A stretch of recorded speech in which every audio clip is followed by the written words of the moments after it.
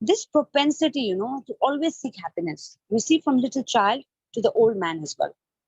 So in the book of wisdom, it is clearly said, because yesterday Lord Brahmaji was saying, what was he saying? Ishvara Parama Krishna Sachit Ananda Vigraha Anadir Radir Govinda Sarvakarana Karanam. There, if we emphasize on the word Sachit Ananda Vigraha, which means he is a house, always seek happiness. We see from little child to the old man as well. So in the Am I audible? Wisdom. It is clearly said. Yes, Because yesterday, Mataji. I'm actually hearing my own voice. What was he saying? Ishvara Parama Krishna Sachit Ananda Vigraha Anadir Radir Govinda Sarvakarana Karanam. There, if we emphasize on the word Sachit Ananda Vigraha, which means he is a house, always seek happiness. You see from little child to the old man as well. So in the Am I audible? Wisdom. It is clearly said. Yes, Because yesterday, Mataji. is my voice cracking because I can hear my own voice? Ishvara Parama Krishna. I'm just gonna leave and I'm gonna Hello? join. Please. Yes, sure, Mataji. Your voice is repeating.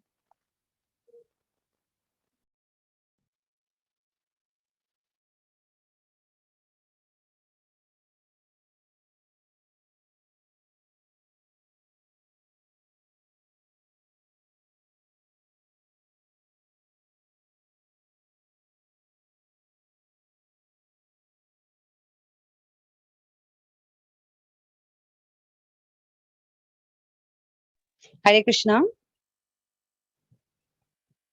Hare Yes, Krishna. Hare Am I? Krishna, Mataji. You are audible, Mataji, now. Okay, Clear. I'm really sorry. That was something which is not within my hands. So, okay, so we No, were no. talking about what Brahmaji was saying. Brahmaji said, Sachit Ananda Vigraha, the quality of Krishna. He's saying that Krishna is he's eternal, he's full of knowledge because he knows past, present, future. And at the same time, he's blissful, ever happy, blissful. Have you seen the poster of Krishna crying? No, never, right?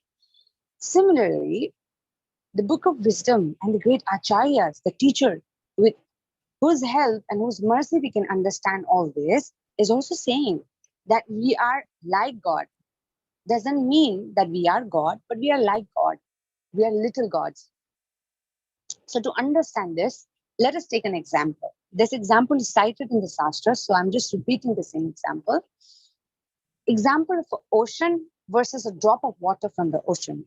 So the ocean depicts the Supreme Lord, very huge, limitless, huge ocean, right? And another, a drop of ocean. If we compare the ocean and the drop of ocean, the drop of water from the ocean, they are salty. Both equally they are salty. But we cannot say that the drop of water from that ocean is equal in quantity with respect to the ocean, right? So we come to a conclusion that we are like this drop of water of ocean. Qualitatively, we are like Krishna, which means, like we said yesterday, it has been proven fact, right? That we are eternal. We are eternal being. So Krishna is also eternal being. We are forgetful, but Krishna is not forgetful. So therefore, we are also knowledgeable, but we are not completely knowledgeable like him. We just know about this present circumstances. That also not. So, and at the same time, we're seeking for happiness. And the book of wisdom says what? We say Anandmayo Vyasa. We always want to be happy. This is our natural position. That's why we always crave for happiness in the form of wealth, money, women, men, house, occupation, etc., etc. All these attempts for what? For pursuit of happiness. So we are qualitatively like God, but quantitatively, Krishna is larger, Krishna is great, Krishna is limitless. We may have some knowledge about the present, but he has knowledge of past, he has knowledge of present, he has knowledge of future. And another very important thing is that we are limited. Now, how do we understand we are limited? People say, no, we can become limitless. Yes, we can, but still we are limited. So how do we understand that and understand the state of limited being? For example, I'm having headache. I'm having headache. Yes, I can perceive headache. I can feel that I'm having headache. And I may say to you, I'm having a very bad headache. You may also, to some degree, understand that, oh, she's having headache because you also have headache sometimes. But however, you will not be able to understand the complete degree of how much headache I'm having, right? I cannot know what is going on in your head, in your mind, irrespective of how much intelligent I am. But the Supreme Lord not only knows about you, not only knows about himself, knows about every living entity, from grass, from each of the atom. Each atom he's present, right? He's present in the form of Paramatma. So he's limitless. He can know about every one of us. Like we can only know about ourselves, or maybe we can know about few of our beloved people if they express. But we cannot know someone until and unless that person does not express. So we come to a conclusion that we are like God.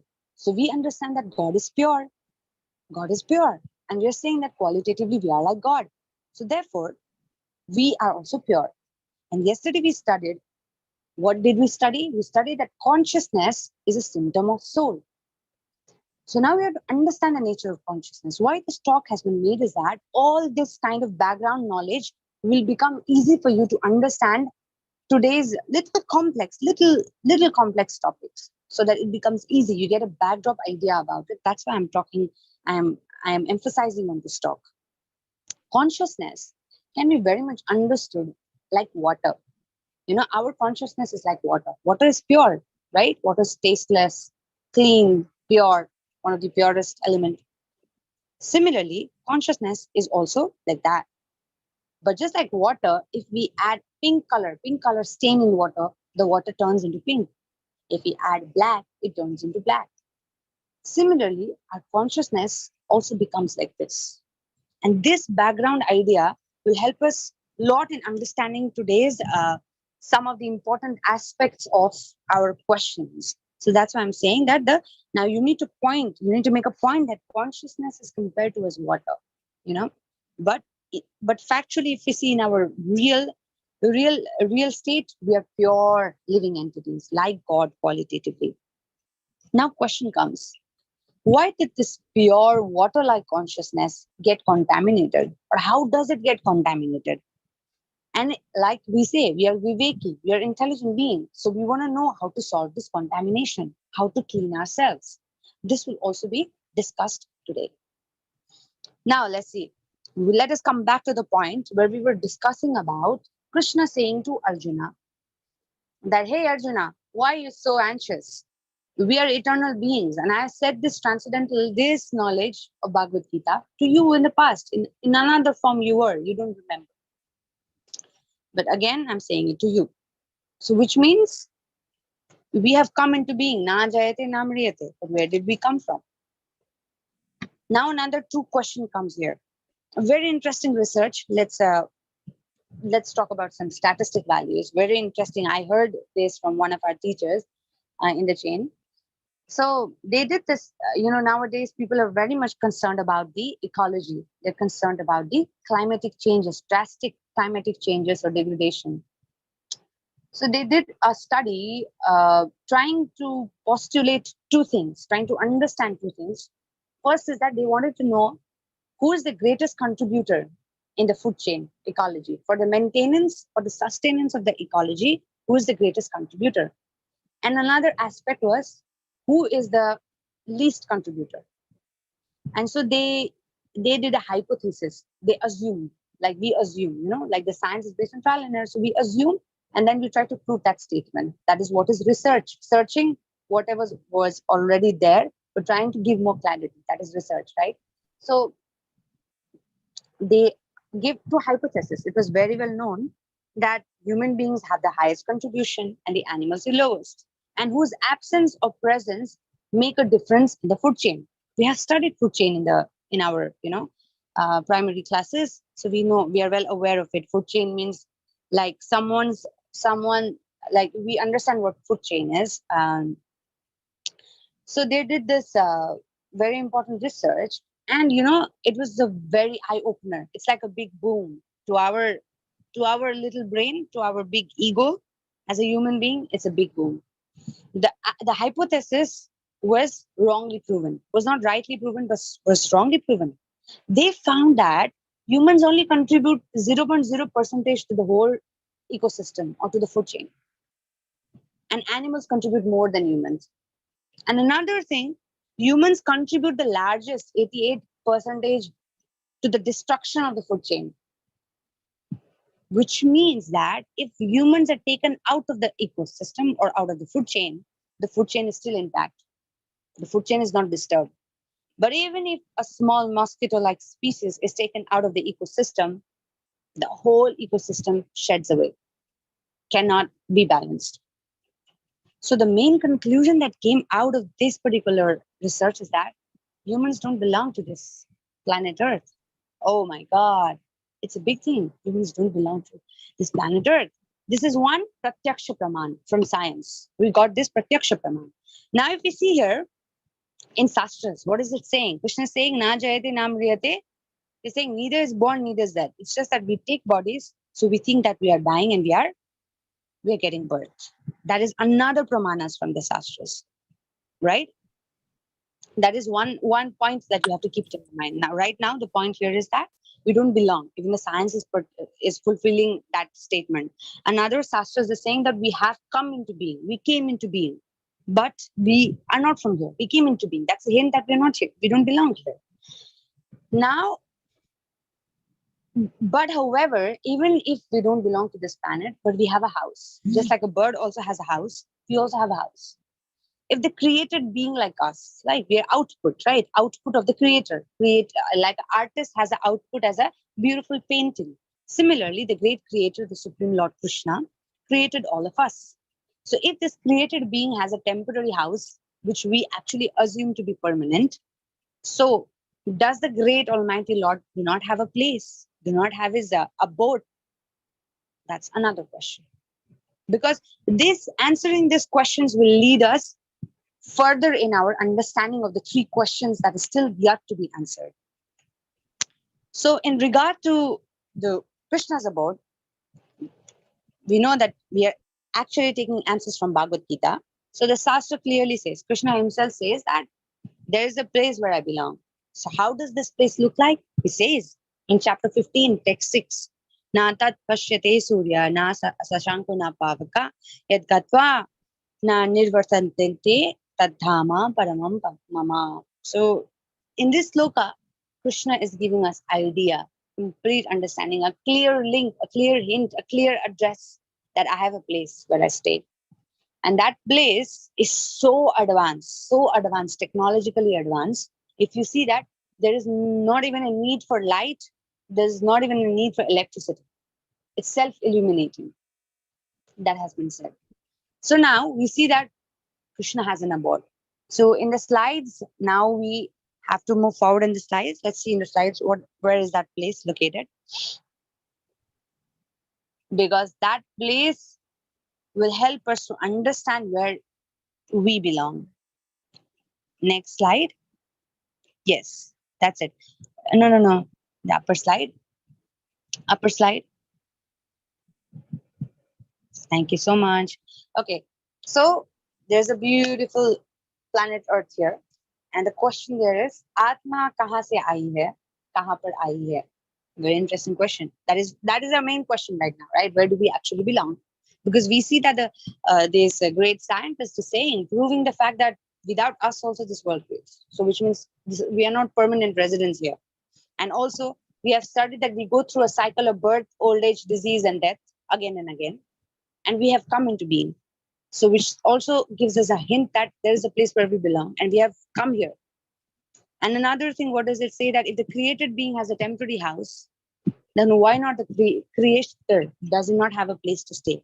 And why are we talking about the place or where the creator stays? Is that it will give us a hint where our place, where we really belong. So that's why we are, through hint, we're trying to find out where we belong. So we studied with this picture in the last PPT. There was a nice word which was given to the planet Earth. Tukhalyam asashvatam, a place full of misery and a temporary place. That is also another praman, saying that it is temporary, my dear. This is not a permanent place. So all these words are hinting towards one thing, please search for the place you all belong. So there is a place where Lord belongs. And he himself has said that it is self-illuminating and there is no need for sun, there is no need for moon. So advanced that place is. And if anybody goes to that place, will not have to come back. That's a very important line for which we will be meditating in coming slides. So that place is defined as, please everybody note down, the place where the Supreme Lord, the address of the Lord is given now. If anybody asks you who God is, now we know. Now we know who we are, that's also answered. Now even we know the Shastras are just so great that they have even written. God himself has said, please, this is my address. So next time you have any problem, please go to this address. Because this place is free of any kind of anxiety. That's why the word comes Vaikuntha. Now please write the location where God, the address of God, Vaikuntha. And when you write Vaikuntha, break the word Vaikuntha. Kuntha meaning Vaikuntha. Kuntha meaning anxiety. And Vai means lack. So lack of anxiety. A place where we don't have to worry. That place is basically the address of Lord Krishna, is a place of the Supreme Creator. So now what is the significance of this place? The significance has been said in the sloka. Tad dhama paramam mama. That place of mine, whoever reaches, he does not have to come back to this earth. So who wants to reach there? That is also another question. Okay, fine. Now we know that we are soul. There is Supreme Personality of God, Lord Krishna. His address is Vaikuntha. Why am I said all this thing? What does this all have a relation? The relation is that we realize that, oh, sadly, this earth is not the place where we belong. We also should have a place where we belong. So, in order to understand this, let us go to another slide. There is a statement, there's a link to it. It is saying what? Atma Vaikuntha Jagat se jahan koi dukh nahi hai has come from. Oh my God. So the residence of the Vaikuntha is not just Krishna, but the minute little gods like us. Our permanent address was Vaikuntha. But how come we are here is another question. So if you see in the next slide, next slide. Okay, next slide. So now there is a posture. Okay. Now the question of how did we reach from above to down is written in the slides. So we have to understand that. For understanding that, we have to go back to our statement of birth, old age, death, and disease. The 6 transformation that one goes through when one takes body in this earth. Not just in this planet Earth. If we see in the previous slides, we see a long chain of list. If you can go back to the slide, above slide. Yeah. Though it is not a significant topic because we know that our address is Vaikuntha and somehow we are here. We have to just understand why we are here and how to get rid of it, right? But we have to understand one very important feature of this place where we actually belong. So now we have come to an understanding that we don't belong here. The science is also proving, the Shastras are also hinting, and Krishna himself has said, we belong there. Along with him, we also belong there. But what made us, what forced us to come down, that we will see. But here, let us just give a nice factual understanding of how many planetary systems are there. We have understood that there are 84 lakh living species which we can see, perceive from our eyes. But there are also other living entities, like I said, unlimited living organisms, like in the form of virus and all, which we cannot see. So similarly, every one of us, every one of these living entities, they are eternal. Because Krishna himself says that in each atom I'm there, and each atom, they're part and parcel of mine. So therefore, all of them are living entities. So let us see some of the locations, some of the addresses of some great individuals. So we have to understand that this earth is the middle part. Please write in a copy, Bhuloka, or it is in the, yes. If we go, the middle portion is where we are temporarily residing, downwards, little down. So the midpoint is Bhuloka. Yes, Bhuloka. This picture is very important. Why am I explaining is that in the further slides, this will give us a complete understanding of where we are, why we came down, where did we belong, and how to go back to where we belong. So we are presently residing at Bhuloka, and above us, there are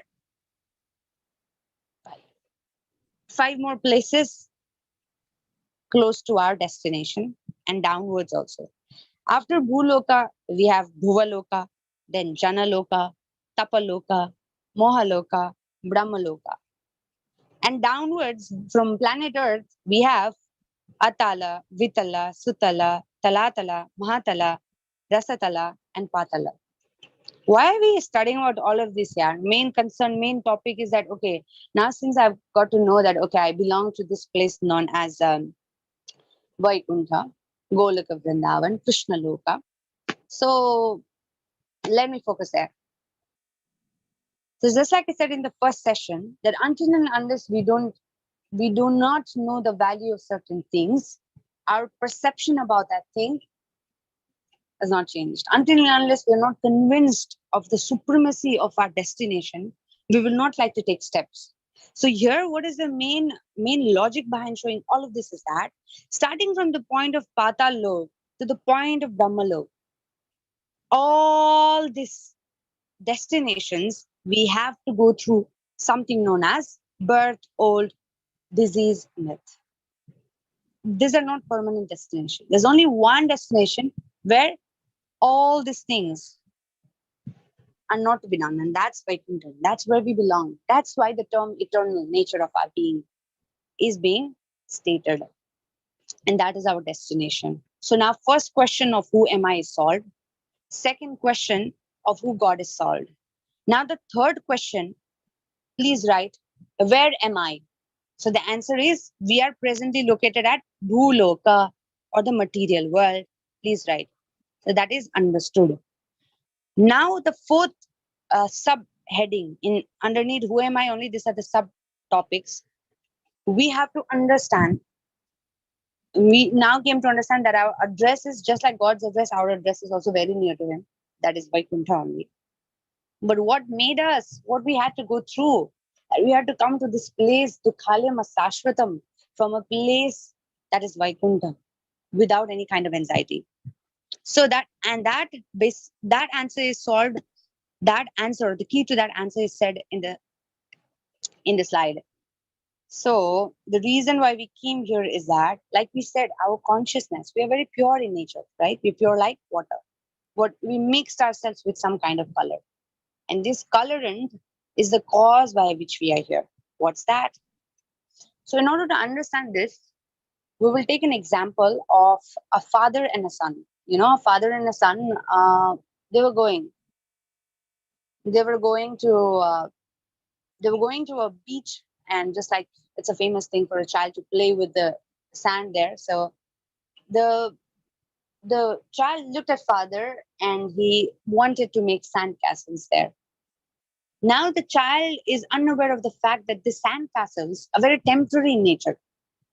Very temporary in nature. The moment a wave of ocean comes, that's it. The sand castle is destroyed. Even if you make big, huge 3D design of sand castle, but it's just gonna go off because it's temporary in nature. But however, this father is so loving towards his son, is so loving towards his son that irrespective of the fact he knows that it's it's just for few times, just for few seconds only, and the child is like the child is fidgeting and saying I want. So just for because he loves the child so much, he said, okay, you play, I'm here, I'm watching you. He watches, and the child goes and makes and prepares with so much of enthusiasm, makes a big huge sand castle, and guess what, the waves come and boom, finished. Now what happens after this is that the child is looking at his father. And the father can understand what child means. And the child says to the father, Papa, let's go back to our home. The loving father doesn't become so angry to the child. Instead, the loving father is waiting when the child will realize that no, that is just for some time, and then will hold the hand of the little child and take him back home. Exactly same. The Supreme Lord, He Himself claims that He is the seed giving Father for everybody, for all the living entity, right from ant, not just us, right from ant to the highest, the most advanced human being, for everybody. He is Suridam Sarva Bhutanam, benefactor and friend of all. So He's also watching that we develop, we were happy there because I said we are Anandmaya Vyasa. We are ever happy, ever blissful. That was our nature because we belonged to a place where there were no anxiety. But what happened? We developed a desire. We developed a desire to enjoy without without sharing it with him. And since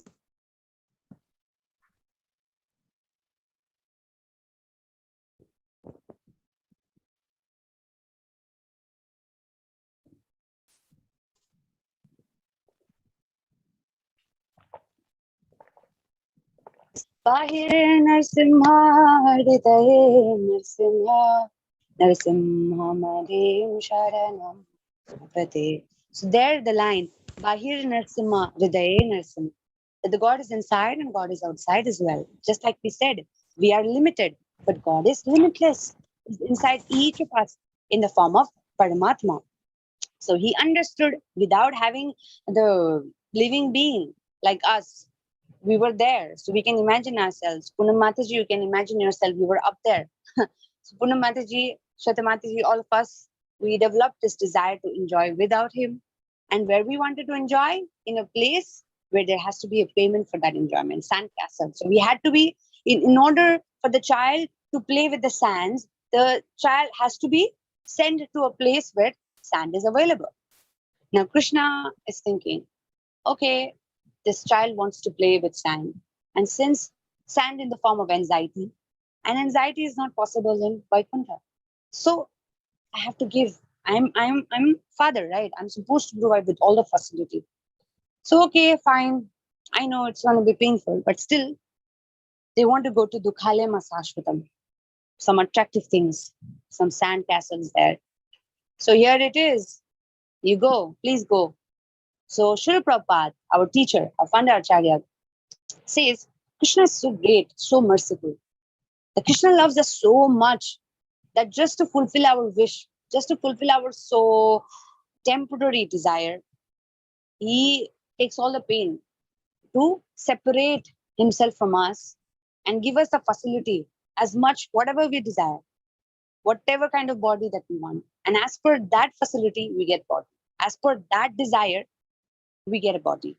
And we end up from such higher position to this Dukhale Masashvatam, or it could be anything. It could be, if we have a wish lower than this, then we end up in Atala, Vitala, Sutala, Talatala, Mahatala, Rasatala, Patala, lower planetary system. If you want to eat like pig, we end up getting a body of pig. Krishna is so merciful. God is so merciful. He's not biased. He doesn't say that, no, no, no, do this. He doesn't show.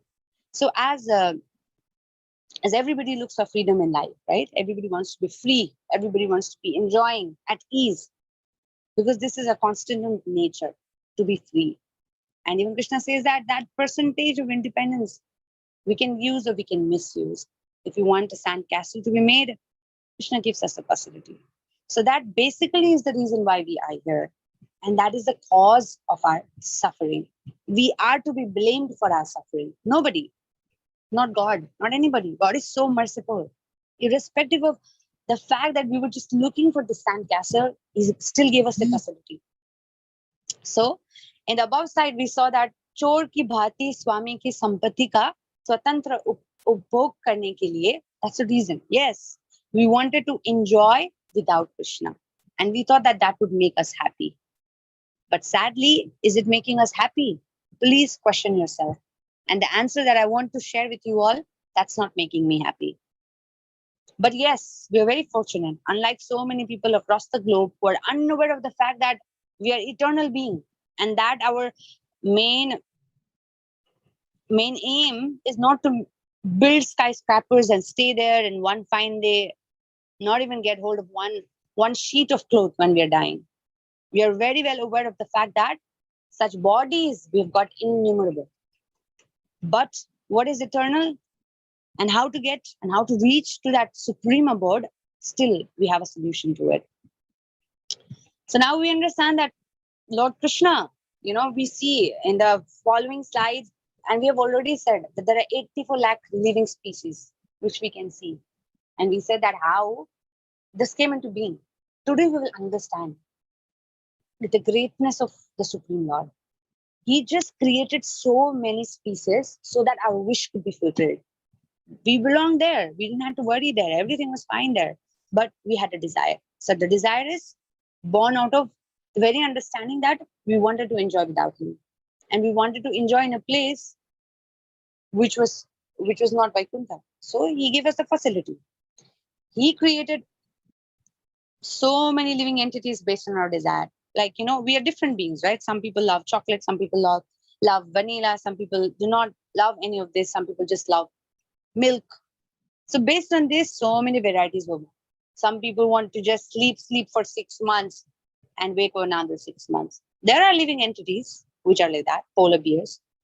There are people who simply want to they simply want to what? They simply want, I think the slides could be frozen in the upper one. Yes, that one. So they just wanted to eat meat. So okay, fine. You want to eat so much. Sri Prabhupada says Krishna is so merciful.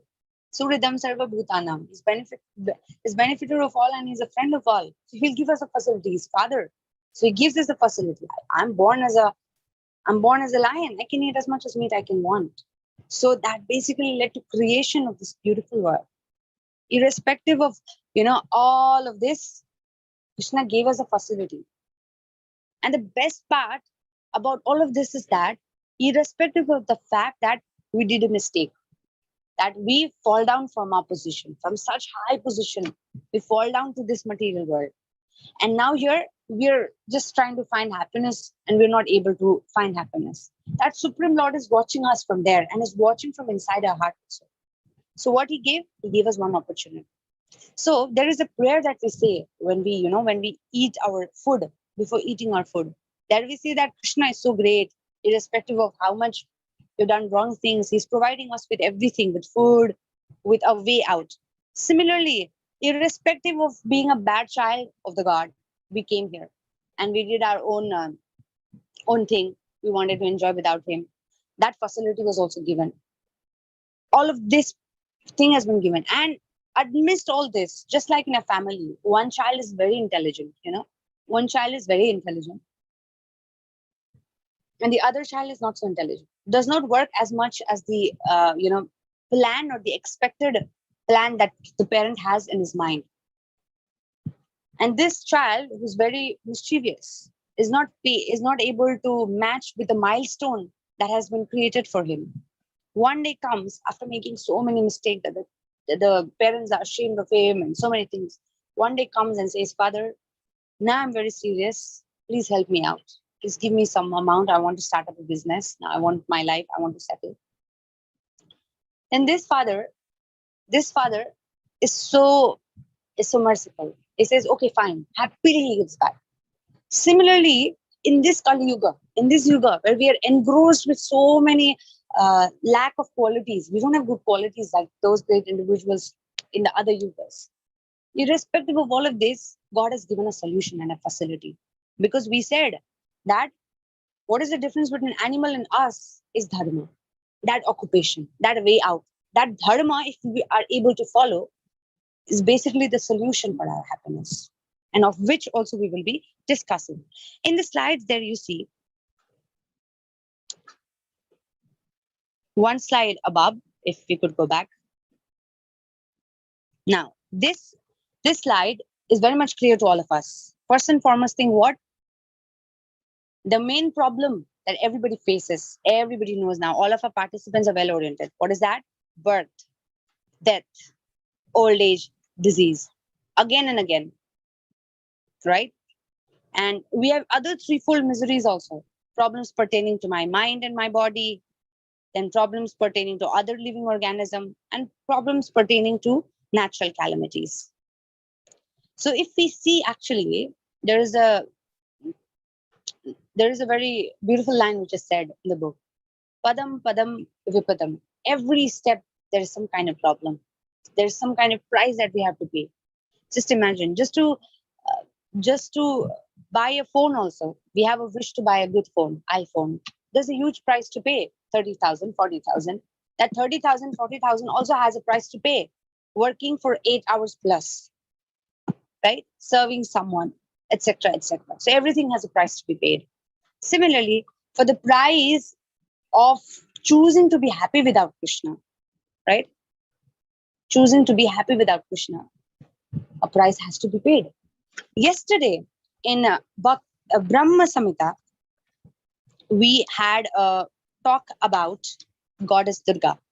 And when we were talking about Goddess Durga, we were talking about the meaning of Durga. Durga.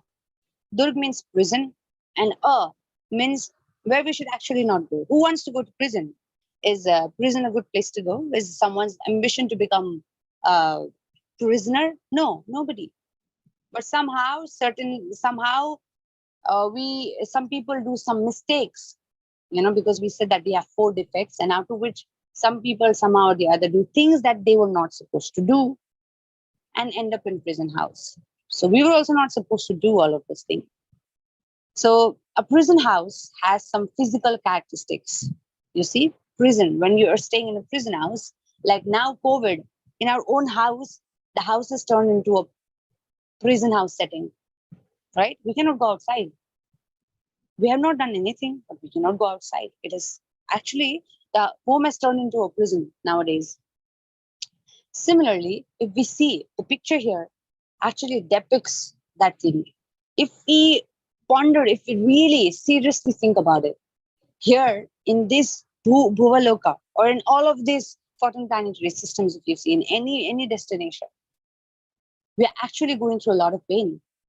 Maybe there is no prison wall. There is no prison wall. There is no one. There is no visible. What do I say? Belt, a prison belt. That is given to a prisoner. But actually, there is a lot of clutch. A clutch of this. Prisoner is being clutched by that chain in his hand. We are clutched by these invisible problems like birth, old age, disease, death. And not only that, with this so many problems, like in a prison house, there's water, the sewage is there, very cold surface, no facilities like blanket or pillows, etc., etc. Similarly here also, yes, we have advanced bed to sleep, advanced beautiful plates to eat at, but there is a price to be paid. Still not happy. So definitely, this world has been described as prison house. And the jailer here, like yesterday, we have come to an understanding that the jailer is who? Is Goddess Durga. So let us remember this. Now the next slide, the middle point, see there, punishment for purification from lust, anger, greed, illusion, pride, and envy. Now, for this, we have to understand one thing. Factually and originally, we are pure. We don't have all of this. All these things not in our heart. Where we live, there's a very beautiful thing. Srila Prabhupada says, Vaikuntha thinking. Unlike in this world, if you see, everybody wants to become number one. I want to become number one speaker. I want to be the most beautiful.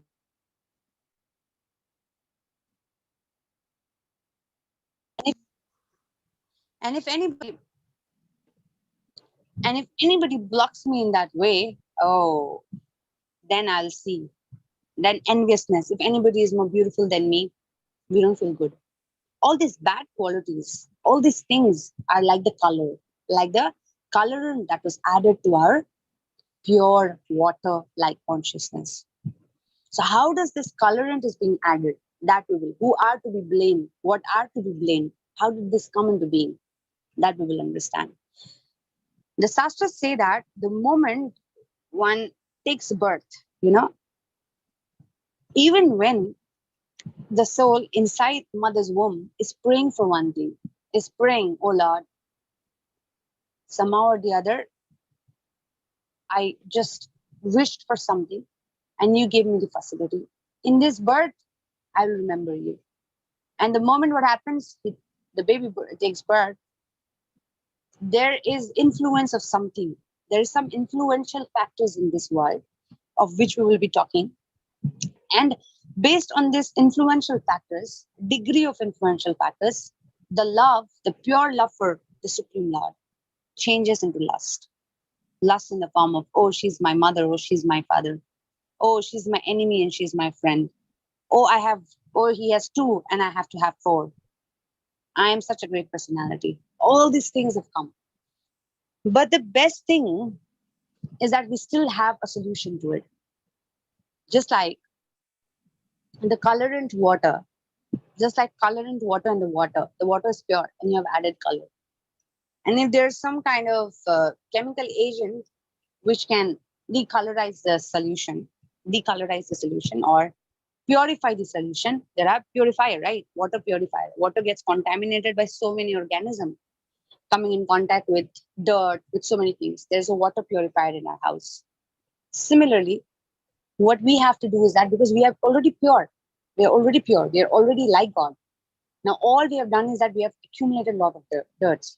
How this accumulation has happened and how we can get rid of is basically our main topic of discussion in the further slides. So we understand that somehow or the other, because we wanted to be happy without Krishna, we ended up. And Krishna is so great that he gave us the facility, gave us the body. Now, bodies does not just mean human body. It could be you had some desire to become desire which could be fulfilled in a body of animal. So he will give. So that's where that 14 planetary system that we had a talk about was reflected or was talked about in our discussion. Now, next slide talks about the presence of the threefold miseries of which we are well oriented. So now question comes, Hamari galti kya thi? What was our mistake? So now we know our mistakes. What is our mistake? He said, अवैध तरीके से हम अपनी इच्छाओं की पूर्ति करना चाहते थे. Right? We just wanted to enjoy without Krishna. Like, for example, the best understanding for this can be understood. We have a body. We cannot deny that we eat every day, right? And there is something known as process of digestion that exists. And the digestive system, the digestive organ is stomach. Stomach is a J-shaped muscular organ. So all the food is taken to the stomach. Now, there was a fight. There was a fight between the many parts of the body.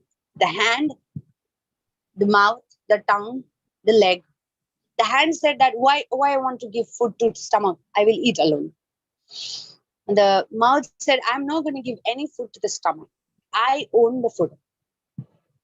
Okay, the eye said, I'm not going to give to even hand. I'm just going to see the food. That belongs to me. Does that make sense? It doesn't make sense, right? Doesn't make sense. It's the most stupid and the foolish idea. The most illogical idea of this body parts to think themselves as independent. Each of us are dependent, right? And what happens, the supreme enjoyer is the stomach. Is it or not, right? Until and unless the food doesn't go to the stomach and the stomach does not, keep the food, store the food for some time, mix it with the salivary agents and makes it ready for the intestine to digest it, the GI tract to digest it. The hands, the legs, who call themselves as independent, will not be able to even survive. They will seize out. Because after the digestion, there is absorption and there is distribution. And that's the way how after eating the food is invisible. As soon as you chew a food, you chew a pizza, the moment it gulps the throat, the pizza is no more pizza, finished. It turns into bolus. That's it. And you cannot see the pizza. The most yummy, mouth-watery pizza is turned into nothing. But is that the end of it? No, it gives you energy. right? Similarly, we are thinking what? We are thinking, I will enjoy alone. But it said that we cannot enjoy, like the body cannot, different parts of the body cannot enjoy until and unless the food is supplied to the stomach. So there has to be a cooperation. That's what we're doing. We're thinking we'll enjoy individually. But guess what? We cannot enjoy individually. We can only enjoy with that supreme person because he's complete, like a puzzle. There are different parts of the puzzle, and the different parts of the puzzle says that, okay, you know, I want to stay alone. I don't want to be a part of the puzzle house. That puzzle will never be solved. That puzzle will never be solved. Similarly, we are part and the whole is there. Until and unless the part goes and fixes itself in that exact location of the complete whole, doesn't make sense. It does not have any individuality. We don't have individuality. We cannot become happy until and unless we realize that the happiness lies with the supreme, of which it will be revealed more. Now it seems like what is that? But in the coming slides, it will be revealed what I mean by this statement. Like, for example, Srila Prabhupada gives a very beautiful understanding of this, like a screw and a machine. Like a small screw has to go exactly in that particular side where it has to fit in to have its individuality. You cannot say, oh, I'm screw alone, I can stay. It will not have any value of it. But when it actually goes and fixes at that particular side, then it has a value. So we see in the next slide about the various nature. Now, next slide, we'll see. No. Previous slide.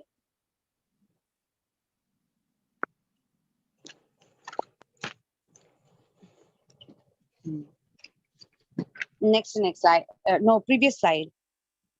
The slide, kisi bhi vastu ka. Yes. So here we see three pictures. One is fire. Second is beautiful flowing water. And the other is sugar cubes. Now, what is this picture trying to say? Let us understand. Here we see fire. I've been saying this incident, right? When a small child, we say to a small child, hey, watch out, the fire will burn you. And he goes inside. The fire will not say, this is a small child coming to me, I will not burn him. No, the fire knows one thing, to burn. That's his nature. The water knows one thing, taralta. The brown sugar, the sugar cubes here is known by its nature, that's sweetness. Knows nothing but sweetness. Okay, knows nothing but sweetness. Similarly, a fish, for example, knows nothing but his constitutional position, his constitutional nature is to be with water. You will not, if you take away the fish outside from the water and you start giving the fish beautiful things outside, the most famous food to eat, the most beautiful mansion, will that fish be happy? No, because that's not fish constitutional position. That's not fish constitutional nature. Similarly, human being, like we said, it's dharma which is distinguishing us from the animals. We also have a constitutional nature. By nature, we are eternal. Right? By nature, we are eternal. And by nature, we are always trying to be happy. Similarly, by nature, we'll see in the next slide.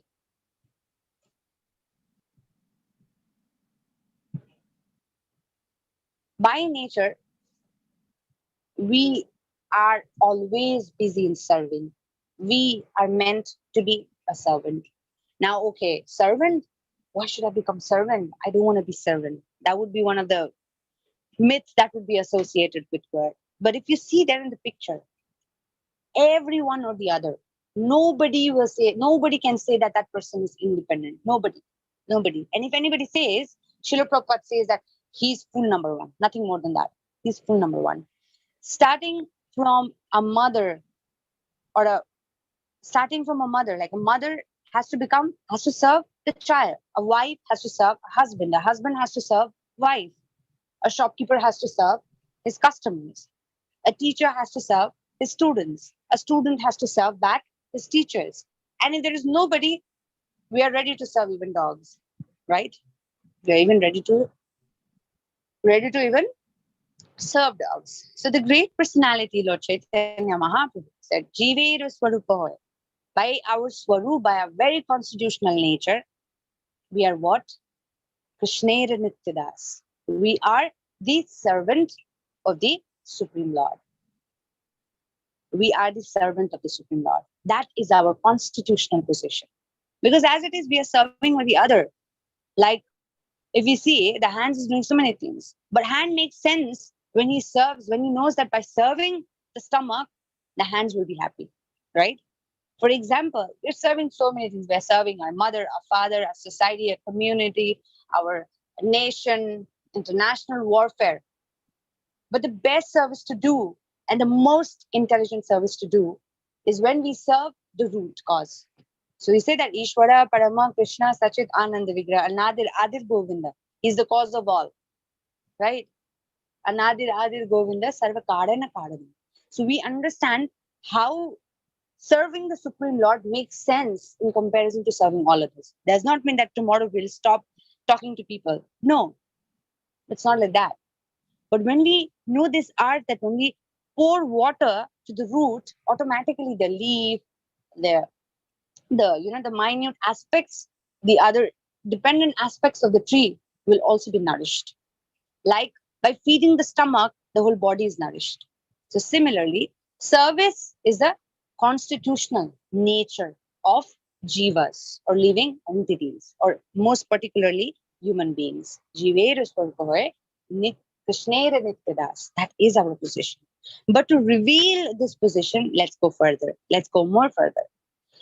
In the book of Sastras, it is clearly said, Savai Pumsam Paro Dharmo Yato Bhakti Radokshaje Ahutuki Apratihata Yahayatma Suprasiddhati. What does this mean? It means that the dharma which has been set forward from the first day of the session, here it is. The climax or the suspense is revealed. The dharma which distinguishes us from the animals is what? The supreme occupation or dharma for all humanity. It is not saying to animals, but it's saying to humanity, is that by which men can attain to loving devotional service onto the transcendental Lord. That is our supreme dharma. And that is the key to our happiness. That is the key to our happiness. So now we understand not just who we are. We have understood that we are soul. We have understood that we've come to this material world. That is Supreme Lord. We've understood that there's so many problems in this world, that we belong to that eternal world where God was there. But because we wanted to enjoy selfishly without Krishna, then Krishna was so merciful that he gave us this facility in the forms of different planetary system, destinations, such facilities. If you want to go down, go down. If you want to go up, right? And now we come to understand that the best work and the best service, as it is, we're doing so many service, right? We're doing service to our parents, to our workplace, to so many things. But the best thing and the best position would be to serve the Supreme Lord. And by serving him, we'll be able to serve all of them. All of them. So now in the next slide, you will see there are two classes of people. There are two classes of people, right? Now you imagine in your mind the 14 planetary systems that we discussed about. And why, after knowing what occupation we're supposed to do, why this understanding is important. There is demoniac people and there is godly people. The same thing has been said. There's another sloka which in Bhagavad Gita has been said about in chapter 16. They have talked about in chapter 16, they've talked about there are two kinds of created beings. Text 6 is saying, Dvavya Bhuta Sarago Lokesmin Deva Asura Evacha Deva Vistara Saprokta Asuram Parthameshunu. It's saying in this world there are two kinds of people. One is called divine and the other is called demoniac. Okay? And we have to choose. We still have a freedom either to become a demoniac or a divine. So who's this divine? So in simple words, in this world, there are police department. There is police department, right? And there is law department as well. Now, a person who follows all the rules and regulations, like in the COVID situation right now, it's not that there is lockdown. People are not allowed to go outside. But for the basic needs, like for your food, this needs, there is a allotted time which has been given. But there's also a allotted etiquette which is supposed to be followed. If you wear mask, if you maintain the social distancing, and if you cooperate with the shopkeepers, their rules and their conditions, waiting in the queue, not fighting. This police who's standing there will not do anything to you. But if you don't wear mask, if you don't maintain social distance, this police will become your neighbor because you have to go to police session. Yes, literally. In countries like Nepal, this is happening. That the police are being very subjected to people who are not following the rules and regulations. So similarly, in this context, we can understand the people who are following the rules, they are divine. And the people who are not following is demoniac. And there is a price to be paid. If you are divine, there is a good reward. All of us are doing reward and punishment. We learn from reward and punishment, one of the psychology determinants by which learning becomes easy. Like you're doing quiz. Why? If we see on the background of why we are doing is that learning is precipitated with reward and punishment. So similarly, this world also, there is some rewards and there is some punishment. And there comes the role of goddess Durga. She's playing the role of jailer. Whoever does not follow the rules as per the Sastra, because Sastra is the manual, is the etiquette book, who teaches us what we are supposed to do, what we are not supposed to do. And if you do this, this happens. If you don't do this, this happens. So we understand there are two kinds of people who follow. Good, well and good. You will get your destination. If you don't follow, you get your destination. And why I said you to imagine the 14 planetary system is that the human birth is in between. The human position in planet Earth, where we are here, Bhuvaloka, is in midpoint. If we do things which can help us to promote, we go up. And if we do things which is not supposed to be done, we go down. What are the things that we do will lead us upwards? And what are the things that if we do will lead us downward? Is the topic of concern now. So now we understand. Now we have to go in furthermore slides. And who is taking charge of all of these activities? Till now we have studied we are spirit, soul. Till now we know that God. Now let us study about when we are given this body, when we come into this world. This world, the other name is known as material world. Okay. We said that God, like the CEO and his representatives. So Krishna and his representatives. Krishna produces through his energies. So we are also one of his energy. That's why he's saying part and parcel. But we are superior energies. So living beings are made out of superior energy. And this world is made out of inferior energy. Okay.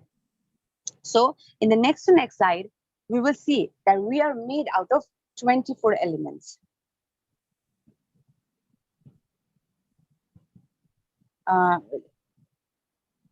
No, we have escaped the slides. It should be upward. Next to next. Next to next. No, down.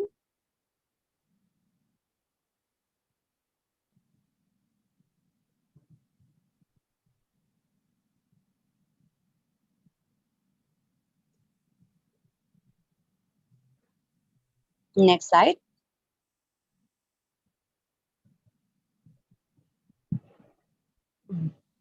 So we see with the position, why this human is known as junction. This is the right opportunity. Either we can go up or either we can go down. But when we know that our destination is up, so it would be a very foolish idea to go down and again have a nice time and go up, because we're not going to have a nice time. We're going to have a very bad time. And another thing, there is no certainty that we can get another human birth after going down. So that's why our aim should be focused. We want to go up, at least up. And what activities will help us to go up? is very important. Before going that, let us see some of the factors which influences our activities. Here we see that we are made out of 24 elements, 5 gross elements. It's something that you can hear, not necessarily you need to put it into, you need not remember as like a mathematics theory or a formula, but you need to understand. So we are made out of 24 elements, 5 gross elements, and there's some subtle elements. We have subtle elements like our mind, man, buddhi, ahankar, these 3 things. There are 5 working senses, like our voice, working. 5 knowledge acquiring senses, like our eyes, like our ears, we can hear, we can see, we can smell, and 5 acting senses also. So out of this, we are made. And if we see all of these are perishable with the body. But these 3 things is not perishable. Man, buddhi, ahankar. Even when we leave the body, these 3 things, the subtle doesn't change. The subtle still remains. That's why desire is such an important thing. Desire, what we desire, and there is a very important sloka that Krishna says in Bhagavad Gita. Whatever you desire at the end of the time when you're leaving the body, whatever you desire, you get output of that only. Because Krishna is so merciful. At the moment, at the time when we leave our body, if we remember Lord Krishna, he says, oh, whoever remembers me will come to me and will not have to go back. Because that's the rule thumb. He said, no, when he was describing his house, describing his abode, he said that this place is self-illuminating and anybody who comes here does not have to go back. And he says again, what? If anybody remembers me at the time of his death, will come to me. And the nature of his place is that you don't have to come back. So how desire is such an important thing. It was the desire that we had in our heart to enjoy without him. So here we are. By reading Brahma Samhita in the next slide, we see Goddess Durga, who's the jailer, who's taking care of this world. This is known as material world. And we have already said that the material world is also created by Lord's energy, but inferior energy. And yesterday in Brahma Samhita, Brahmaji is making this thing clear. Shrishti Sthiti Pralaya Sadasaktir Eka Chaye Vyasya Bhuvana Biharta Durga Ichha Anurupamapi Yasya Cha Cheshatasya Govindamadi Purusham Tammaham Bhajami. What is he saying in this line? Yesterday we discussed that this great material world, of whom the jailer, the protector, the one who's managing things, the one who's taking care, the CCTV, the real advanced CCTV is Goddess Durga. She's taking care. Oh, who's doing this? Oh, that person is doing wrong. Get him. He's supposed to get this. Right? That is being taken care by Goddess Durga. So that is known as material nature. Material nature is known as Prakriti. And Prakriti is inferior nature. And we can say the superior energy is given to Jivas, that is living being, right? And another energy source from where Krishna's source only, but inferior is the material world. So now we see another aspect. Now we have understood that we are in between. Now we have understood because we had some desire. So to facilitate that, Krishna basically gave us the body. Now we have understood that since we are in this Bhuvaloka, right? So there is something known as material nature. If we do good things, then we have a destination. If we do bad things, we have a destination. Now we will understand how we end up doing good things, how we end up doing bad things is influenced by the component of this material nature. That we'll see in the next slides. Now we have to skip the slides till 110. So the slides needs to be skipped till there. So till then, let's talk. What is this 3 influences? Okay. So we have to understand now material nature is constituted by 3 modes or 3 qualities. Okay. And based coming in influence of these qualities, some 50%, some people have 50% of one quality, some people have 20%, some people have 10%. That's the reason someone is an IAS officer, someone is beggar in the street, someone is a criminal, someone is a rapist, and someone is a saint. based on this proportion of these three qualities of the material nature, we have a identity. Though factually we are pure, though factually we are eternal. Jivera Swarup, we are servant of the Supreme Lord. We are so good. We are godly people. But coming in contact, as soon as we give birth, as soon as we get a body, we come in influence to the material world. Yes, we are born here, right? And as soon as we come with its factors, three important qualities, and degree of it. Some have 50, some have 20, some have 30. We act. And this acting is basically influenced by these three things. And we know what we put inside, what kind of seed we put inside, that kind of flower comes. If we put a seed of apple, apple will come.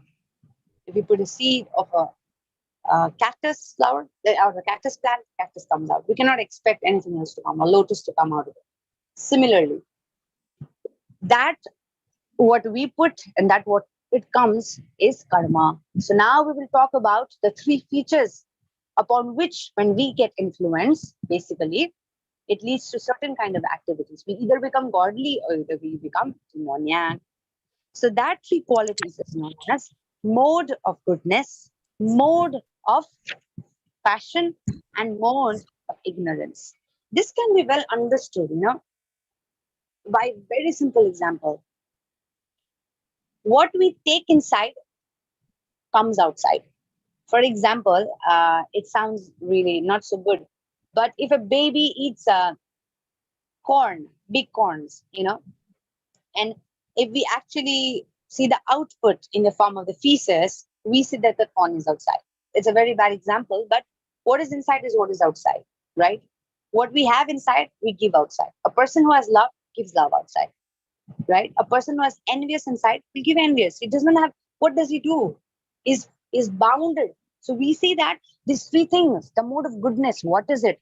The mode of passion, what is it? And the mode of ignorance, what is this? Based on this, the living entity is actually, binded by these three things. When you get bind by something, you act upon that. Like, for example, if someone, does hypnosis on someone, then that hypnotherapist becomes the controller of all the activities that that person does. So here, the hypnotherapist is this modes of quality, modes, and the patient or the victim is us. Okay, so now let's understand by skipping the slides. Yes, so here is a very good picture of the three modes. Now let us study what these three modes are. So we see in our life also, like, some people are such good people, they don't even want to harm anybody. They are ready to give even their life for somebody, and there are some people, they're so selfish that they don't even think that the other person is a human too, right? And there are people who are just not even realizing that, okay, they don't care about others, but they should care about themselves. So the first category of person is actually influenced by the mode of goodness. The second category of person is influenced by the mode of passion. And the third category of person is influenced by the mode of ignorance. In the slide, we will see, like, the first quality you said, mode of goodness. So, like, for example, if we want to meet,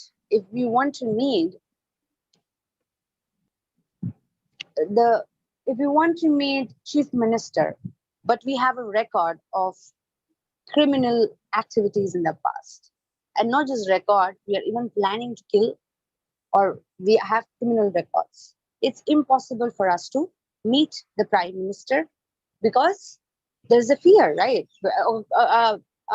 Murderer wants to meet prime minister, it's not possible. So who's this murderer? This murderer actually falls in the category of mode of ignorance or mode of passion, both of them, especially mode of ignorance. The mode of passionate. So in order to meet, the Prime Minister, one has to have the qualities like Prime Minister. So similarly, why understand these modes? Why do we need to understand these three modes? What is the relation with it? Because we said that our main occupation, our dharma, is basically to serve someone, to serve the greatest, the Supreme Lord, to develop a relationship with Him, love.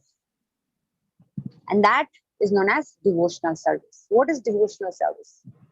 The art of loving the Supreme Lord is bhakti or devotional service. That is what is our aim. So, in order to meet the pure, at least we have to come to a point that we are clean from all these criminal records. Even for us to get a visa in some countries, we have to be free from criminal records. They're not going to take us. Nobody's going to take some bad person. Everybody's going to take good. So similarly, the understanding of modes is very important because when we understand the nature of modes, Krishna himself says that whoever understands the mechanism of how this material nature works, how these three modes work, and how to control and how to get rid and how to understand this mechanism is free. And then he will be able to understand me or will be able to understand and be happy. That's what Krishna's conclusion is. So now we see in the next slide, a person, whoever is in the mode of goodness, is you all. Like you all want to study, want to understand, want to be good, want to do good to people, want to let people understand that, hey, there's good things in life. That is mode of goodness. In the mode of passion, usually people are very much, they have a lot of desires. They want to do this, they want to do that, a lot of desire. Yes, degree of passion is very much required because if there is no passion, then you will not have the endeavor to move forward. Then they have a lot. They want to enjoy with their senses, passionate people. That's one of the attributes. Like, for example, and in the mode of ignorance, you see the picture gives you a complete idea. They're ignorant about themselves. Like I said, you three examples. One person is the first person wants to give others. They are so good. They think about the others also, and they think about others as themselves. Like a brahmana, like the saintly person. Who's a brahmana? Like in the Shastras, the brahmana has been defined as a person who feels for the other. When he sees someone, he feels, oh, maybe he's also hungry. So he'll give half plate of his food also. That is a brahmana. He gives knowledge to people. Why? He could keep knowledge by himself. He could be selfish, but he gives to others. That is a brahmana. So he's in the mode of goodness. Then the second, great people, the number one people, like the great personalities, wants to be number one, great famous personalities. And at the same time, like great, even this, they're in the mode of passion. Number one, they want to enjoy, they want to have big house, this. And they're working hard to meet with their expectation. Those are mode of passion. And mode of ignorance, so sad. They don't care. They don't care about the world. At the same time, they don't care about themselves also. Like people are engrossed in the habits of drinking, drugs, alcoholic, sleeping late, sleeping whole day, dancing whole night, etc., etc. Actually belong to the mode of ignorance. So now we'll see, why do we have to study all of this? Because when we understand the three modes based upon this, each of us are made with a degree proportion. Some people have 10% of mode of ignorance, 20% of mode of passion, and 80% or 70% of mode of goodness. So depending upon this, all our activities are binded. We are bound like a thread. It binds us, and all our activities are dominated by this gunas. Gunas. There is some other aspect also, and this does not just affect our body, it does not just affect our activity, it affects so many things: eating, sleeping, behaving, acting, everything it affects. Like we saw, they sleep. Like a person who's in the mode of goodness wakes up early in the morning, especially in the early hours of the morning, which is very beneficial for thinking, for knowledge acquisition. Okay, that's why students in International Society for Krishna Consciousness, it is recommended by our founder Acharya to wake up early in the morning, at least 4:30. And that's why the Mangala Arati, that's the first, beautiful Arati to the Lord is done at that hour. Because that induces, it's an external It is an external motivation that imbibes the internal motivation to act servant to the Lord. That's why mode of goodness people wake up early. Now, similarly, the mode of goodness people, they also have their own diet. You see, the saintly personalities, they don't eat meat, they don't eat. Uh, of course, everybody eats based on, please don't feel bad about it, but that's what the Sastras are saying. So, a saintly person eats what? Saintly person eats fruit, saintly person eats the fresh, flowers or plants that is available. Now, why? Because we studied about the demoniac and the divine. And there is a benefit if you become a divine, right? Because when one becomes divine, basically follows all the instruction. And when we follow all the instruction, we become happy. That is our main goal. So that's why Lord Krishna has said in Bhagavad Gita, Patram Pushpam Phalam Toyam. If anybody with love gives me all of this, I will accept. And they can take that. So these great personalities, all people, they take this. So, and the benefit of taking all this thing is that what we eat is what we give out, right? Like, for example, we eat living entity, we eat fish, we eat meat. Just imagine, they also have God inside them. Because Paramatma says, Prahlad Maharaj has said, in each, every atom, Krishna is there. And we love Krishna. We are attempting to love Krishna. And we're eating. Just like I have a small child. And, if someone comes to my house and says that, I want to kill your child because that's my food. Will I allow? That's something which is unimaginable. Just imagine, even if they cannot speak, but they have degree of consciousness. And inside that, we've got, how can we do that? So a saintly person does not eat all of those. And another benefit of eating freshly fruits is that it gives us that state of being. Like, for example, a saintly person is not a madman, is very perseverant, is calm. It's because what he put inside, it gets out. Similarly, if we see a person who's in a mode of passion is eating spicy, tangy food, so that is described there. And the person who's in a mode of ignorance, of course, he's ignorant about himself, so he'll be ignorant about what he eats. So he's going to eat what nonsense. He's going to eat alcohol, he's going to eat meat, he's going to eat dead, stinking, already perished, very bad food. And that's going to affect, of course, that's going to affect.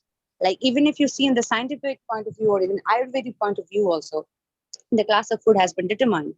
For example, milk, right? Milk is very rich. It's rich in all kinds of protein, complete protein, source of complete protein. So protein gives us what? The ability to think. It's a power producing or power building element in the body. So same way. So food, all of this impacts. Now a question should come in our mind of why are you teaching all about food and all these things? Why are you becoming so, oh, come on, this is a very stereotype. No. If we are really attempting, like, I know all of us and the participant, everybody wants to understand Bhagavad Gita. And Bhagavad Gita is transcendental knowledge. Krishna himself says that not everybody can understand. Only a Viveki can understand. Only by the grace of devotee can anybody understand. And if anybody wants to understand Bhagavad Gita, one has to follow its instruction, right? And the instruction in the Bhagavad Gita says that we can understand this great book of knowledge, this great book of manual, if we at least are in the level of clean, our minds are clean. Because I said, if we have to meet a prime minister, we should not have any kind of crime or criminal acts. Even if we had criminal acts in the past, that can be erased off. We go to jail, we stay for 11 years, we say it's erased, it's purified. We can also purify ourselves. And that purification is very much needed if you really want to understand, if you really want to go back to where we belong. And for that reason, this all steps have been given. Krishna could have said in the first sloka only, okay, sarva dharma parityagya mamekam sharanam vraja aham tvam sarva papebhyo maheshwami masuchaha, do not fear, give away everything. He would have said in the first sloka. Why did he prolong for a 48 minutes dialogue between him and Arjuna saying about so many things? Because it's a gradual process. Just like we said, our consciousness is like water, but we desire to enjoy without Krishna. So we came here. And as we came here, what happened? This colorant is there. So this colorant requires some removal. Some stain removal is required. So in order to remove the stain, there has to be a process. Like when we wash a cloth also, when we are washing a dish also, it requires a lot of time, a lot of perseverance, and there are certain factors which will help us to wash the dishes. What are those? Those are soap. You buy a soap from a shop, right? And this soap is a emulsifying agent. It will emulsify the dirt. That's what we have studied. Emulsify the dirt. And very easily, it's like a, what do I say? A catalyst in the chemical reaction. A catalyst. A catalyst does not change, but it changes the product, has the power to change. Similarly, if we follow the mode, if we understand the mode, the three modes of material nature, and if we act accordingly, we can easily, this will act like a catalyst, and we can easily jump, and we can easily successfully reach. So that's why a person who wants to actually understand, wants to understand God, understand himself, understand how to become happy, there is always a price for everything. Nothing is free. Nothing is free. Even this seminar is not free. Looks like we are not paying any money, but it is not free because we are paying the most expensive money. That's time, right? So similarly, in order to, if we really, trust me, if we out of the 40 people or 40 plus people who are hearing me right now, if anybody in their heart sincerely wants to understand and wants to get rid of all of this problem, does not want to go through this A for apple, A for alpha again and again and again and again, understanding the key of three modes of material nature is a catalytic view to the success. So that's why the application part of three modes of material nature is, what is that? If we act at least in the level of, in the platform of mode of goodness, it becomes easy for us to understand these books. That's why you see some people are so saintly, some people know so many slokas, some people understand so many things so easily, some people are so intelligent. Why?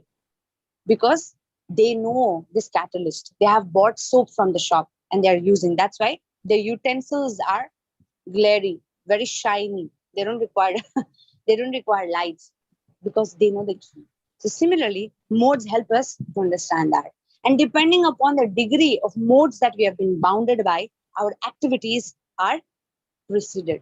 Our activities are dominated. So now next we talk about is karma. What is this? Karma or activities.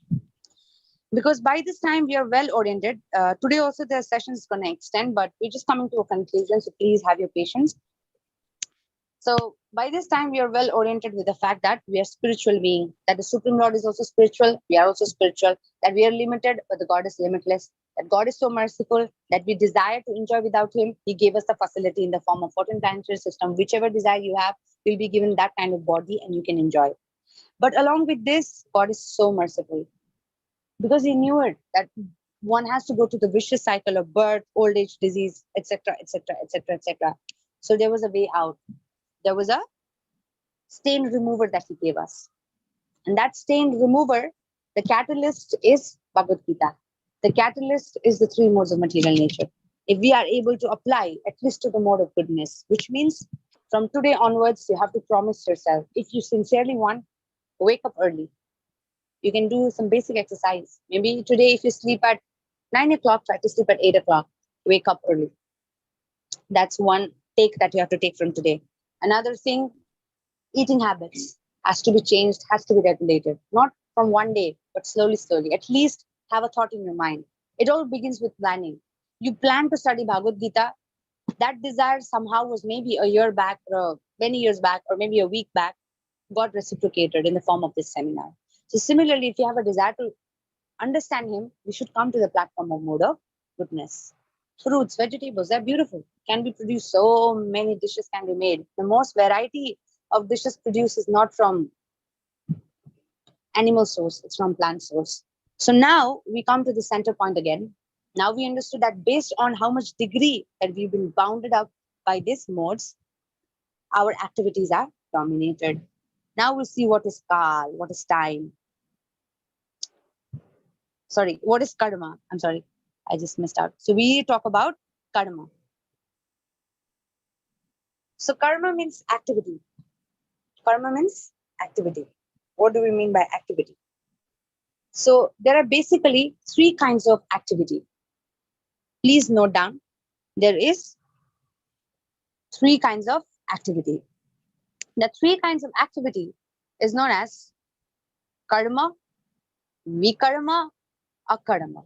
This is predominantly expressed in Bhagavad Gita. So we'll just talk about it in a very brief and simple understanding. The simple understanding is enough. काल के नियंत्रण में 3 गुणों से प्रभावित होकर जीवात्मा द्वारा की गई क्रियाओं को कर्म कहते हैं, which means based on time. Krishna says in Bhagavad Gita, those who don't follow what they're supposed to follow, I come in the form of death, right? Kalosmi, I come in the form of death. And depending upon this proportion of 3 modes of material nature, we act. And our karma or activities are based on that. So what is normal karma? Karma means prescribed duties. Like prescribed duties of a student is what? Wake up early, study, make a schedule, follow your schedule, do your homework, plan for your exam, and apply what you have studied. That's the work, that's the karma. Yeah? Student. What's the karma of a mother? The karma of a mother is to take care of the child, right? That's the karma. So this is the prescribed duty of the certain people. So this has been very much in depth dealt in Bhagavad Gita. How? Varnashram. Depending upon the different position in one's life, we have to act. And how? By simply acting as per one's position. How? By just fulfilling the role of a good teacher, good mother, good student, we can reach to the understanding that we have to worship the Supreme Lord. And there is something known as vikarma. What is vikarma? Karma, vi, meaning something that we should not do, but we are doing. Like, for example, I said, all living entities, very simple logic, a very simple principle. We are not the creator, so we do not have the audacity to kill anybody. Like, for example, humans are only sent to prison if they kill a human being. What if they kill any other living entity? That living entity is also someone's child, right? Someone's child. They should be sent to prison house, but they're not sent. But the universal, the law of nature says that you are not created, so therefore you do not have the audacity to kill, right? So when we do such activities which are not supposed to be done, which are prohibited, do not go there. And if you go there, like for example, there is a swimming pool, right? We have a particular limit to the swimming pool. From then on, it is said that please do not swim from this point. It's very hazardous, prohibited. But there are great swimmers who think that they can escape.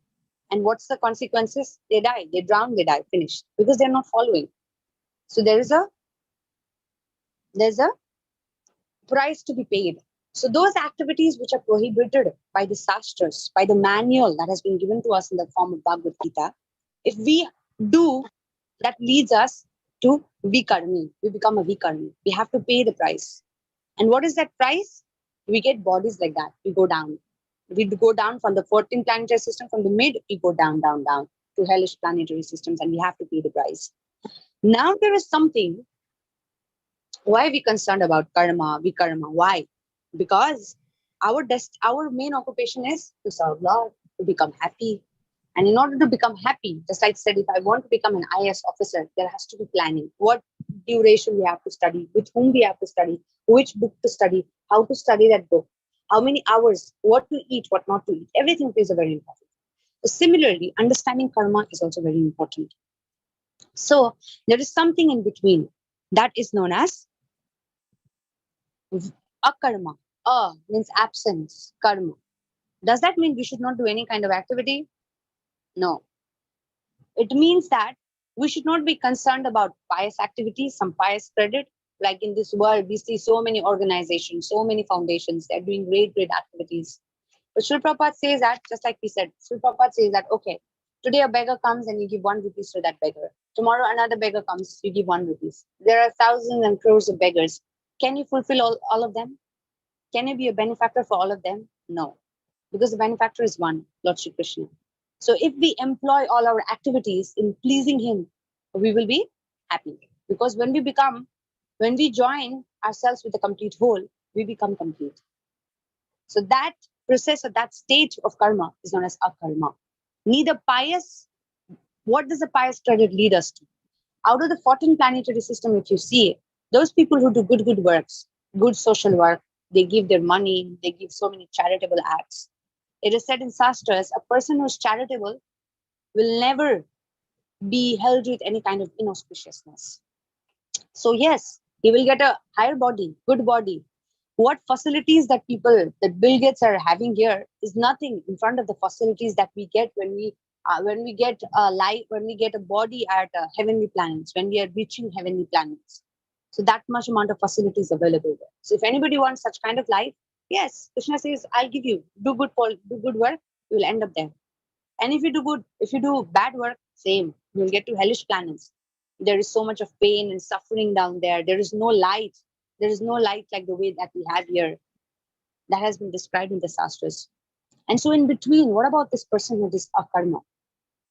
A person who does karma, a person who does akarma, those activities which are purely done, knowing the main purpose, we go back home to our destination. And we don't have to go again with the cycle of birth, old age, disease, and death. So we see, and Krishna says very beautifully in the slide there, you can say, Krishna is saying, I am not biased to anybody. I'm not biased to anybody. Not I'm a special friend to anybody. I'm not a special friend to anybody. But if someone is there who loves me, and is trying to build that relationship with me. The art of loving Krishna is known as bhakti. The art of loving God is known as devotional service. Service means that we're doing with our hands, that we're doing with our mind, that we're doing with so many activities, of which we'll be dealing tomorrow. And anybody who does that, I am very particular about them. I will see them. I will take care of them. This is the conviction of Krishna that he has put forward for all of us. When we know, right? When we know that happiness, the only way to get happiness is through this. And this is not some words of one person. This is the words of the great book of wisdom. Even Jesus said, please glorify the name of Lord. Even Quran talks about what? Glorifying the name of the Lord. Everybody. Because we become happy when we fix ourselves with a complete whole. Like a screw, the best example. Like the stomach. When we feed the stomach, the whole body is nourished. So when we know, still we stop ourselves, still we become ignorant, then we know where we land up. Now, since we know the 14 planetary system, we know where we land up. So can the slides be moved?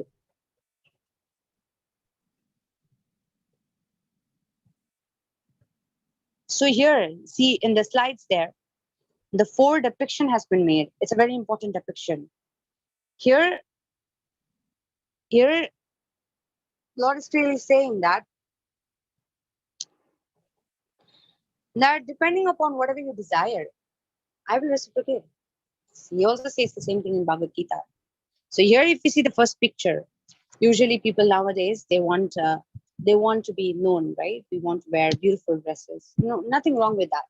Nothing wrong with that. But just like Prabhupada, make sure that Prabhupada, the feature about a saintly person, the feature about Shastras is that unlike unlike personalities like us who are full of default, we try to please someone with good words. Whatever they want to hear, we want to just say that same thing. But Shastras are not like that. There could be things which could be hurtful. There could be things which could be bitter to taste or bitter to accept. But the Shastras are actually, they're axiomatic. They're not. They're not. They're not like, okay, this is right, this is wrong. So I'll only say the wrong part and the right part. Whatever has been said, we just repeat. So we see there, anybody who wants to reveal their body, wants to, if that is the desire, Krishna is so merciful that he gives a body like that. If you see a tree does not have a dress, a tree is naked. So get a body like that. Similarly, if anybody wants to, if I want to eat so much of meat and I feel that that's my only source of, gratification, enjoyment. He said, oh, this body is not, applicable for this. You should get a proper body for that. So you get a proper body like that. Similarly, you want to sleep. You get a body like that. See there. So Krishna is just so merciful that he provides as per our desire. So we have to choose. Like jivas, we have some percentage of freedom fighters, right? So we actually want to be freedom. That's Anandmaya Vyasa is one of our nature. So Krishna gives us the ability to choose what we want. And this could be understood with a very simple example. Like I said, Bahir Narasimha Hritaye Narasimha. Prahlad Maharaj is saying the great authority, right? The great authoritative personality there. So God is inside our heart as super soul. I gave an example of a SIM card and a memory card. This memory card does not reject what kind of songs or bhajan or garbage that you put inside. Is okay with that. Is okay. Similarly, this has been explained in the Book of Wisdom as two birds were sitting on a tree, and one bird is enjoying the fruits of his activities. Some good, some bad. Some days are good, some days are bad, and eating some fruits which are ripened and some fruits which are not ripened. But the sad part is this bird thinks himself to be knowed of all. And he doesn't fail to look at the adjacent personality who is there, super soul, who knows everything, what he is thinking to what he's not thinking of, what is inside his mind, what is outside his mouth. He knows everything. And you know what? The great personality, the super soul is thinking, just like the father, the child wanted the child after the sand castle was ruined by the waves is looking at the father and saying, Father, I want to go back home. Similarly, the Supreme Personality of Godhead, Lord Krishna, is more eager to have us back and is waiting for that moment when this great thinker like us is going to look at this super soul and say, do you think this fruit is sweet or sour? Could you tell me? Super soul will say, hey, watch out. That fruit is not good. Don't take it. But all we have to do is make a choice. And yes, we have started the choice. We have started a choice. We've come here for seminar. We're trying to understand this very guhyam, this very complex. This is the king of all science. What complex science, alpha, beta, gamma, is in front of this science of the soul, science of all this creation. So now we have a choice. We are that soul, and there is a super soul inside our heart, Paramatma to be God. Now we have a choice, just like that small child, to look at the father, and that's it. The Father will take hold of us, will help us, will reciprocate to us. Like you were made a desire to understand yourself, to make yourself happy. That's the reason why the Lord Krishna, in the form of this seminar, in the form of COVID, in the form of this lockdown, came in your life. And this seminar came into being, and that you were able to hear. Maybe there is a lot of mistakes from my part, but the book of wisdom, the words of Krishna, the words of Lord, they are just so axiomatic or Portia. They're completely free from any kind of defect. And this defectless words will help you out. So all we have to make is right choice. And that's it. That makes our life successful, or that makes our life that basically. So now if we see here, this chapter is a summarization of the 5 questions that we've been discussing. मैं कौन हूँ? Now we know that we are soul. कहाँ हूँ? We are in this dukhalem asashvatam. किस परिस्थिति में हूँ? Oh, I have this body which has some pain someday, which has some happiness other day. And किससे बंधा हूँ? Yes, the 3 modes, the material nature. Of course, I'm binded by the material nature of its 3 constituent modes. According to that, I'm acting, right? And who's who under whose control? Time. Nobody can control time. Like, just imagine, we started the class at 11, now it's 1. I can't do anything. Even if I cannot go back. We cannot go back in time. So we're being controlled by the eternal time. Eternal time is Lord Krishna himself. He says that person doesn't listen to me. I come to Kalis, like Kalis me. I come like that. I'm time. I'm the eternal time. Then he says, Kaun har shan dekh raha hai. So the super soul inside our heart is looking at all our activities. And we know activities, what happens? Whatever kind of activities we do, we get false swarup, we get the result of it. Like the great personalities like Albert Einstein, in his understanding of law of nature, has said that for every action there is equal and opposite reaction. That has happened to us. If we do good, we will get good. If we do bad, we will get bad. But of course, it depends upon time. Like for example, the question comes, the first question by which we started the session, of which we didn't talk, that is why bad things happen to good people. We're doing good, but why are we going through this stress? The answer, my dear, is maybe we have done good now. Maybe we are doing good now, but we may have done bad in the past. And like Arjuna said, hey, why are you saying all this knowledge to me? Krishna said, hey Arjuna, we are eternal. Na jayate mriyate va kadachin nayam bhutva bhavitaya na bhuya ajo nityah sarshvatoyam purano na hanyate hanyamane sharire. So that's what, we are eternal being. And what he said, you have forgotten, my dear, but I remember. So that is what is happening. We do not remember what bad we have done. That is what we are getting. And since the seed, the understanding of karma can be understood with the help of seed. When we sow a seed, what happens? When we sow a seed, what happens? For cultivation. Some seeds grow very fast. As they grow, it yields a fruit. So similarly, our karma is also seed. Seed formed karma. So today we do something bad, the seed is ready and the seed will bow. So there is, and one day the fruits of activities we get in the form of sufferings and miseries, whatever we are getting. So that's why Prahlad Maharaj says, oh my dear friend, even if we are born out of demoniac family members because of a past karma, always remember this happiness and this sadness in Bhagavad Gita also is said is like summer and winter. And a person who knows that it is temporary is not bewildered about it. So we should not be worried about what sadness or we have to go through. And especially, we cannot expect the color vision to be in a black and white TV. So we have to go through that. But the best thing that we're supposed to do out of all of this thing is that we have a between. We have a between road. Like karma, vikarma, sukarma, and vikarma. Good work will lead upwards, bad work will lead us downwards. But the sad reality is, of the 14 planetary system, wherever you go, upward, downwards, we'll, we will have to go through birth, old age, disease, and death. But there is a place, a smart person is one, right? Everybody in this life is looking for settlement. Who wants to make one house today like a nomad and one wants to make another house tomorrow? We'll be tired of. We should be tired of. We should make that thing in our head that we should be tired of this repetitive birth. Punarapi jananam, punarapi maranam. Again 9 months, again sleep for some time, death, then again coming back in another body. We should get rid of all of this thing. And we can get rid of all of this thing by accepting our dharma, our real occupation, and our key to success, our key to happiness.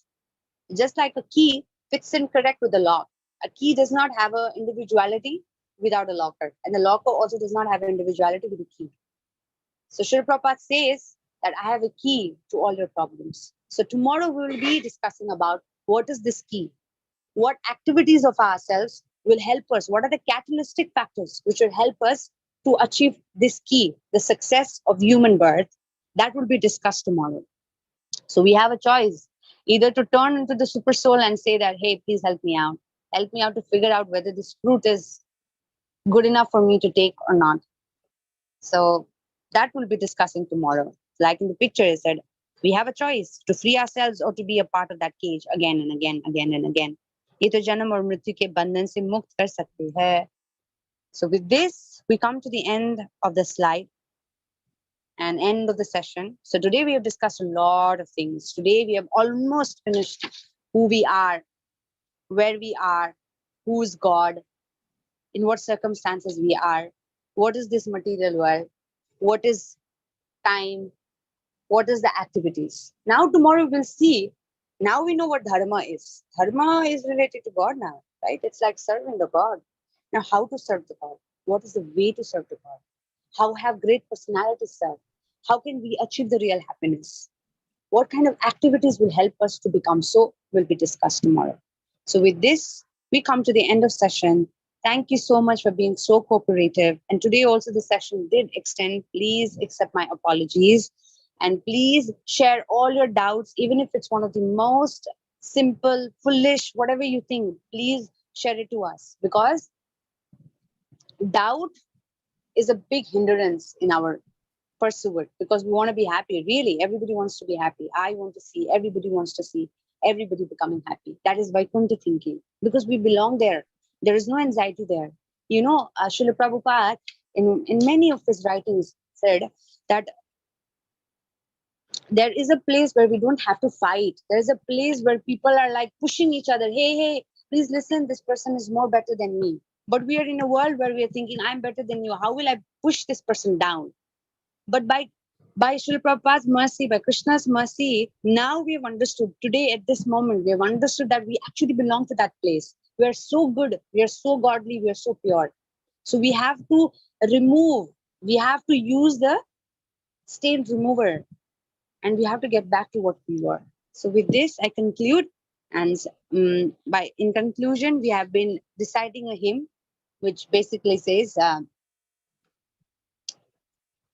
how much merciful the Supreme Lord, how much merciful more than the Supreme Lord is his devotees. So we beg for their mercy, and we beg for the God inside all of our heart to bless us and to make our study of Bhagavad Gita more steady. Vanchakalpatarubhascha kripasindhubheva patitanam pavanebhyo vaishnavebhyo namo. Hare Krishna. Thank you so much. Hare Krishna. Thank you, Sweta Mataji. Thank you all the participants. यति धेरै बनाएर सुनिदिनु भयो. Topic धेरै नै लामो थियो र बहुत difficult थियो, त्यही भएर माताजीलाई समय लाग्यो बुझाउनको लागि. बिकज फास्ट गएको भए हजुरलाई बुझ्नुमा साह्रो पर्ने थियो होला. पनि के प्रश्न छ भने हाम्रो ग्रुपमा सोध्नुस्. अगर पर्सनल सोध्न चाहनुहुन्छ भने हजुरले पर्सनल सोध्न सक्नुहुन्छ माताजीलाई, मलाई. अनि क्विज, यस, अब क्विज हामीले ग्रुपमा हालिदिन्छौँ. Just within a minute. Please जल्दी गएर क्विजलाई सल्भ गर्ने प्रयास गर्नु. अरु भोलि पनि हाम्रो सेसन 11 बजे नै हुन्छ, त सबैजना समयमा आइदिनु होला. And thank you so much for attending this session. अगर कसैको सेसन छुट्यो, नेटवर्क एरर भयो भने हामीले ग्रुपमा आजको रिकर्डिङ पनि हालेको छ, जो रिकर्डिङ गरेर हेर्न सक्नुहुन्छ. धेरै धेरै धन्यवाद. Hare Krishna.